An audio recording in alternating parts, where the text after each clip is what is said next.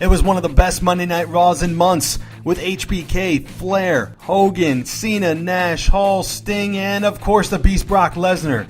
Has he turned babyface for good? What does this all mean rolling into the Royal Rumble this Sunday? I'll break it down right after this.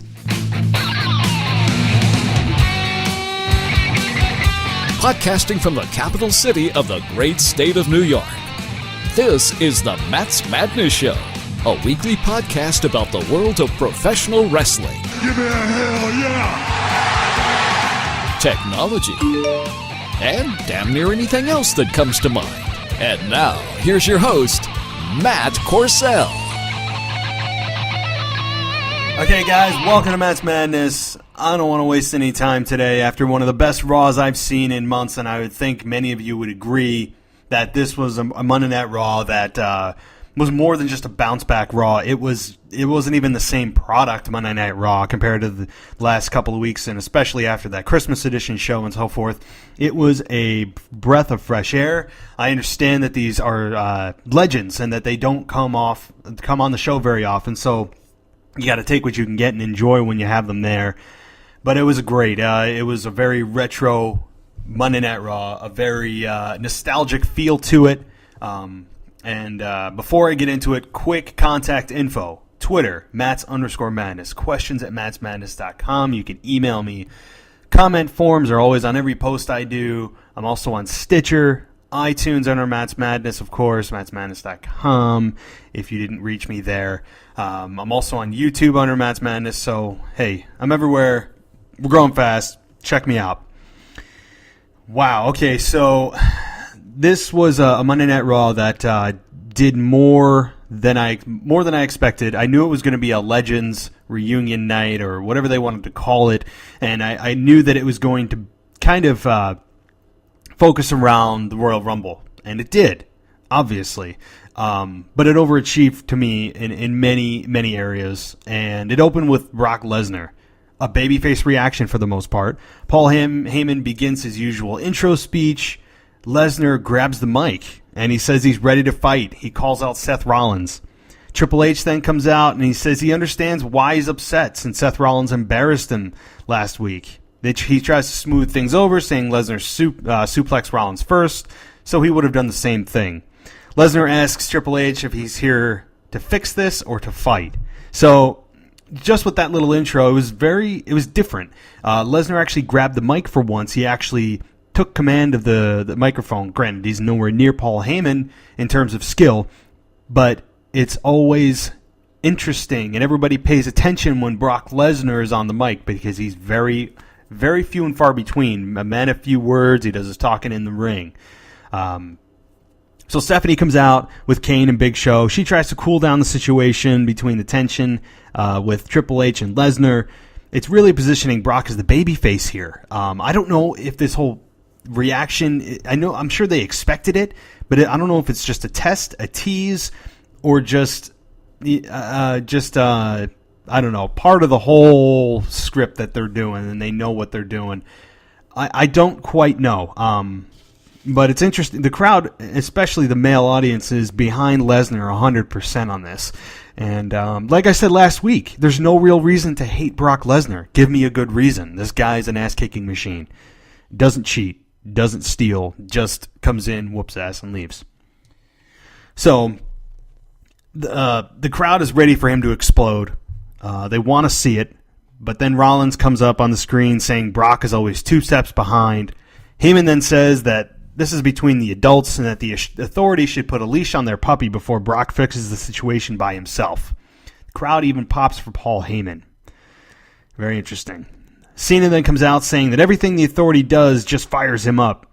calls Steph and Triple H ash holes. That's right, A-S-H holes. Another crappy attempt at humor by Cena. Steph then says Cena isn't the man he used to be. He lied to everybody when he brought back the Authority. He went back on his word. Cena says he would do anything to get Ziggler, Ryback, Rowan back their jobs. Triple H says okay. That he will have a match tonight against, didn't mention who. And if he wins, they're rehired. If he loses, he's out of the triple threat match of the Royal Rumble. And the WWE Universe, through the app, will decide if he gets that opportunity, and we will see what the WWE Universe truly thinks about John Cena. I don't know if this is kind of seedings of a heel turn for John Cena, but it's kind of pitting Cena against the WWE fans. It's maybe a little bit of a seed planted for starting to create that division between Cena and the fans. Maybe I'm reading into it a little bit too much, but just a quick possible scenario. So that segment ends. We go on to Bray Wyatt versus Daniel Bryan. Maybe I missed it. Somebody correct me, but why are these two fighting? I didn't get the story. They're great wrestlers and entertaining, but I don't see the story of why these two should be fighting. Nevertheless, they fight for a couple of minutes. There's a high spot with Daniel Bryan jumping onto Bray Wyatt. And Booker says that Booker T says that he likes Daniel Bryan as a high flyer, but that's why he doesn't like him at the same time. Booker, you want to care to explain? I'm not quite understanding the whole logic there. I'd like to know, what are you thinking? I mean, I could understand maybe you like him as a high flyer, it's high risk, but you don't like it because it's also high risk. I don't know. I guess that's it. Kane comes out about 2 minutes into the match, and he sits at ringside. So clearly this is just a way to set up Daniel Bryan again versus Kane. Booker seems to be concerned for Daniel Bryan's health. It's a good way to get the crowd behind him, support him, that he's fighting through a possible injury. Is he really 100%? And really, it's a legitimate concern. I was actually thinking the same thing. Is this guy really 100%? Obviously, I would think he is if the doctors cleared him.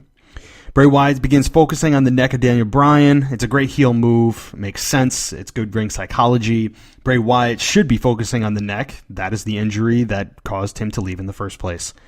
So Bryan attempts a comeback, and Wyatt hits him with a massive clothesline. It flips Bryan inside out. Looked brutal. Bray Wyatt throws him into the corner. Bray Wyatt puts him up on the ropes, but Daniel Bryan Hurricane Ranas him off the top. Kane then interferes, costs Daniel Bryan the match with Wyatt. Finally, there's not a DQ in a match. It keeps Wyatt strong for possibly The Undertaker, which continues to roll around the dirt sheets. I understand they're rumors. I understand that everything you read on the internet isn't true. Really? I didn't know that. But they're trying to keep Bray Wyatt strong for somebody big at WrestleMania. That's clear. But it also continues to build a feud with Kane. Kane then chokeslams Daniel Bryan after the match, continuing to punch him viciously. Those punches actually look pretty good by Kane. I'm going to give him credit. Then we have a backstage segment with Triple H, Nash, Hall, and HBK. Very nostalgic. They're all telling Triple H to lose the suit. They all make fun of him. HBK comments to bring all of Cena's friends back so he can just give them a hard time while they're here. Triple H makes fun of HBK's Remington shirt. It says he doesn't come here to work, doesn't come to where he works, and tells him how to kill defenseless animals. Kind of a shot at what Michaels does in his free time. Mizdow comes in as X-Pac and starts mimicking X-Pac and his stunt double. Miz says, he's my stunt double. There's only one for me, and takes him away. The Legends panel with HBK, Flair, and Hogan is now advertised next. That's what we get. Legends panel with Brian Saxton consists of HBK, Hogan, and Flair. Brian Saxton then begins interviewing them, basically asking them, what the Royal Rumble means to them, since they're all winners, and then asks them what their predictions are. Interestingly, HBK chooses Bray Wyatt. Again, they're really pushing for Wyatt for something big at WrestleMania. Very big. All signs do point to The Undertaker if he's going to return. Very similar characters. I think they'd match well, and it gives Bray Wyatt a very good rub against an opponent that is legendary, so makes sense for the future. Hogan says he predicts Daniel Bryan to win to a huge pop. And then Flair says Dean Ambrose. LOL is all I have to say to that one. Interestingly, there is no mention of Roman Reigns. It's very interesting to me because I don't know if it's just maybe the WWE creative is trying to blindside us by making us forget that Roman Reigns could win the Royal Rumble. I don't know. But you would think Roman Reigns would be in that discussion. Instead of Flair saying Dean Ambrose, he could have said Roman Reigns. Very interesting. I don't know if he's been knocked down a peg since they kind of... It's pretty obvious that Roman Reigns hasn't connected with the audience for a whole list of reasons that I mentioned last week. Go check out the podcast last week. Big Show interrupts. He yells at the crowd for the "You Sold Out" chant, saying he did what he had to do for his family. He pissed he's pissed that none of the panel members chose him to win the Rumble. He says they're jealous, reminding Hogan that he beat him for the first in his first night of work at WCW for his belt. Calls them washed up has-beens and says he's the one who's going to win the Royal Rumble. That's another LOL moment. Flair then starts trying to chop Big Show, gives him a couple of punches, and then he bounces off the ropes and gets KO'd by Big Show. Big Show then blames the crowd for what happened. Roman Reigns comes out, doesn't say anything, which I think is his best promo he's done in a month. And then he clotheslines the Big Show over the top. Show retreats. So maybe this is just Big Show versus Roman Reigns from here to the Royal Rumble through Fastlane, and then who knows for WrestleMania. Maybe they're taking it slow with Roman Reigns. My opinion is yes, you should. Roman Reigns is nowhere near ready to be that top it guy for sure. You do it, it'll be a flash in the pan, and the WWE fans will regurgitate that in a heartbeat. So, the interview with Cena backstage with Renee Young, the results are revealed. 85% of him wanted to fight. Renee asks him if he takes it as the WWE Universe turning their back on him. Cena says he's been loved and hated throughout his entire career, but it's moments like this that make a champion. Oh, such a stand-up guy. It makes me sick. I don't know. But it's interesting. That's the second time that we've seen the seeds of Cena versus the WWE Universe in terms of maybe a heel turn. Just saying. Then we have the NWO come out. Never thought I'd say that again. They talk about the past, how the NWO was responsible for everything in WWE, like Stone Cold, and so forth. And to an extent, they're right, but they aren't directly responsible. I get what they're saying, though. The Ascension then interrupts and says that all they see are three old dogs begging to be put out of their misery, and says it's their time. Then JBL stands up and provides the best thing he's done on commentary since he's been doing commentary. He comes out and says that they have the audacity to come out here and disrespect the team that changed the business. Then stands at the ramp and says he made a phone call, rips off his shirt to the APA logo, to a huge pop to Ron Simmons, Farouk, whatever you want to call him, coming out. I thought that was a great moment, very unexpected. Then you have Road Dogg and Billy Gunn, the New Age Outlaws come out, and then they all pile on the Ascension, and JBL gives them the clothesline from hell. I thought it was a great segment, a great rub for the Ascension. And then we get the announcement later that the New Age Outlaws are facing the Ascension at the Royal Rumble. Clearly, it's just to put over the Ascension. There's no question about that. And then we get Cena versus Rollins and Kane and Big Show. Obviously, we knew it was going to be a handicap match of some sort, and we got that. And going into this match, I knew there is no other option. This was a 200% chance to me that Cena would win this match. Him not winning would put him in no man's land for the Royal Rumble. And I guess some people would find that creatively interesting, but I mean, you want your top guy to be billed somewhere in the card, and to him just to lose the match out of the triple threat. Where are you going? There's nowhere to go. It would have made zero sense from a storyline perspective. So Cena was dominated for most of this match as expected. The announcers were giving him no chance to win. Rollins is again being a great heel, sliding out of the ring when it gets, quote, too hot in the kitchen, tagging out when he gets hit. Just great. The body language on Seth Rollins is awesome. He went for the AA on Rollins. J&J pulls Rollins off to save him. A close false finish with a super kick. He finally gets the AA on Rollins. Kane pulls him off Rollins, and then Big Show spears Cena on the outside. A chokeslam on Cena. Cena kicks out. Booker calls Cena's effort a performance. God, please stop. Please stop. This isn't a performance. Don't remind me it's a movie. Booker, stop. I'm sure you were fed that line, and you were drilled into your mind that this is a performance. It's not a performance. I know it is in essence. Don't remind me of it. And then just as Cena looks like he's doomed, Sting comes out, Cena rolls up Rollins on the distraction.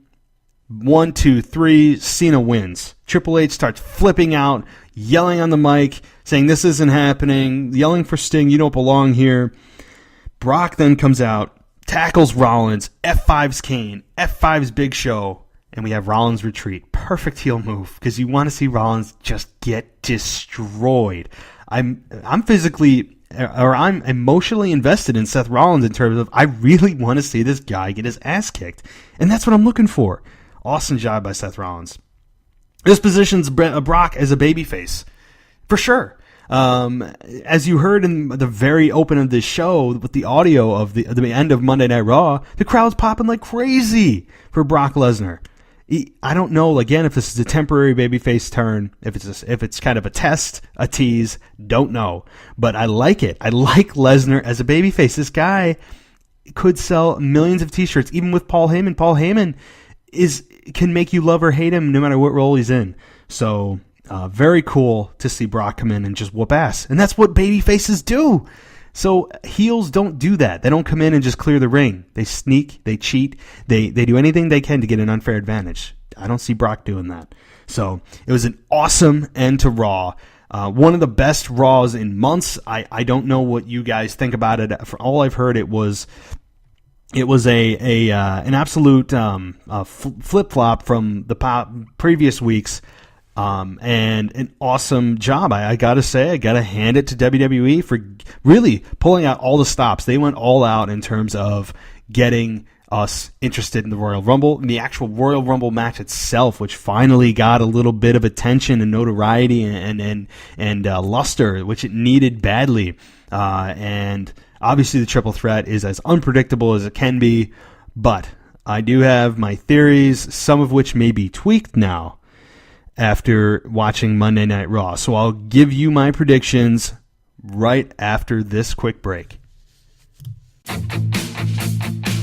And now, back to the Matt's Madness Show.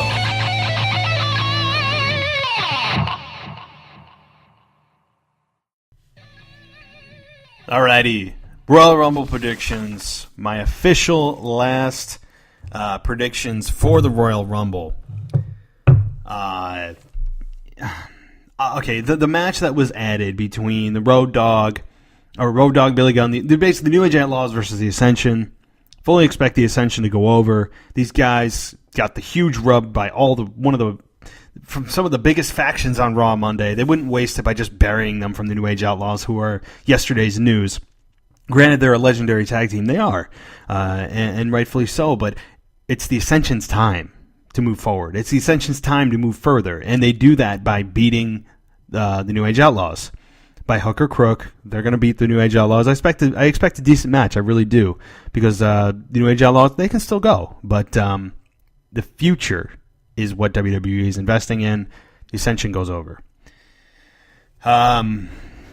The Royal Rumble match itself, I waffled on this. I came to a solid conclusion last week. I'm still sticking with my conclusion of Daniel Bryan winning. I can see it coming down to Dean Ambrose, Roman Reigns, Daniel Bryan, and maybe Big Show at the end. To which Roman Reigns and the Big Show will eliminate each other or one or the other, so that continues that feud. I could see Roman Reigns clotheslining the Big Show over the top, Big Show getting pissed, coming back in the ring, eliminating Reigns, continuing that feud to Fastlane. That's a possibility. And maybe the last two are the Big Show and Daniel Bryan. Kind of a foreshadowing of what may come for WrestleMania for Daniel Bryan. I expect Daniel Bryan to eliminate the Big Show at the very end. I'm getting pretty specific here of exactly who's going to be the final four and the elimination of how those are going to happen. Hey, if I do this and I don't put any money on it and I'm right, I'm going to be a pretty frustrated person here. But nonetheless, I say Daniel Bryan wins the Royal Rumble, and then the main event, which I believe will go on last, is obviously Brock Lesnar versus John Cena versus Seth Rollins. I definitely think it's not going to be John Cena. John Cena is out of the equation. I think he's going to work with Rusev at WrestleMania. I could see Rusev interfering in the match, costing Cena the match for sure. So Cena isn't meant to be champion at WrestleMania. He's out. It comes down between Brock Lesnar and Seth Rollins. Seth Rollins has that Money in the Bank briefcase. So that's always a possibility hanging over the head of us and hanging over the head of Brock Lesnar in the match. So conceivably it is a possibility that Seth has two opportunities to win the championship. I think, like I said, somebody's going to interfere in John Cena's match, likely Rusev, costing Cena the match. Then, I don't want to get too specific, but when all's said and done, seeing Brock Lesnar this past Monday dominate scared me, because usually the person who loses gets the edge on the Monday Night Raw prior, on the go-home show. So it scares me that I'm still sticking with Brock Lesnar. I'm going to stick with it because I believe that the cash-in, which has been a long time coming in build-up, is going to wait until WrestleMania. So, I'm sticking with Brock Lesnar. I'm sticking with Daniel Bryan to win the Rumble. We'll see where that goes. And, hey, if you guys have a theory out there that I didn't cover or you feel pretty confident about, definitely let me know prior to Sunday. We're only 5 days away now from the Rumble, so hit me up for sure. This is a very unpredictable start to the road to WrestleMania, and I'm sure you guys will be watching on the WWE Network for how much? That's right, $9.99. Say it with me. And if you're not on pay-per-view watching it for $70 or whatever, $60, whatever it is, hey, maybe it'll be worth it too. I really do expect this pay-per-view to deliver. I think it's going to be a great pay-per-view. So many questions to answer, and I want to thank you guys for listening. So I'm going to wrap this thing up here. Obviously, if you want to get in touch with me, and I hope you do, I enjoy all the comments. Send them my way at questions@mattsmadness.com. Go to YouTube. I'm on Matt's Madness. I'm doing video podcasts now. I'm doing that once a week as well, just to kind of incorporate some new footage and just basically a new way to communicate with everybody. So I did full HD videos uploaded to YouTube. I'm working on getting capability to do that on my website as well, so you can just click on the video right through the website. So questions@mattsmadness.com. On Twitter, I'm Matts_Madness. I'm on Stitcher, I'm Matt's Madness. I'm on iTunes. So, hey, check me out. I really appreciate it. Click the subscribe button. Click the follow button. Click the stalk button. Whatever you want to do to follow me, I appreciate it. And I will catch you guys next time after the Royal Rumble has been concluded. And we are officially on the road to WrestleMania.